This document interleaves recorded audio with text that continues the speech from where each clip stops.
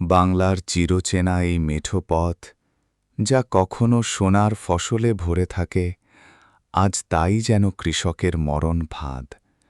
বর্ষার জমাট জল আর হাঁটু সমান কাদার নিচে ডেবে আছে একটি পরিবারের স্বপ্ন।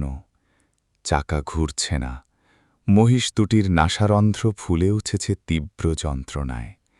ওদিকে গাড়িয়ালের প্রাণপণ চিৎকার আর কৃষকের হাড় ভাঙা চেষ্টা, সবই যেন আজ এই কর্দমাক্ত মাটির কাছে হার মানছে। এক ফোঁটা ঘাম আর এক মুঠো কাদা মিলেমিশে একাকার হয়ে গেছে তাদের ললাটে। আমরা যখন ডাইনিং টেবিলে বসে ধোয়া ওঠা ভাতের গন্ধে তৃপ্ত হই, আমরা কি একবারও ভাবি এই এক মুঠো চালের পেছনে লুকিয়ে আছে কতটা দীর্ঘশ্বাস, কতটা না বলা কান্না? এটি কেবল একটি আটকে যাওয়া মহিষের গাড়ি নয়, এটি আমাদের অন্নদাতার জীবনযুদ্ধের এক বাস্তব প্রতিচ্ছবি।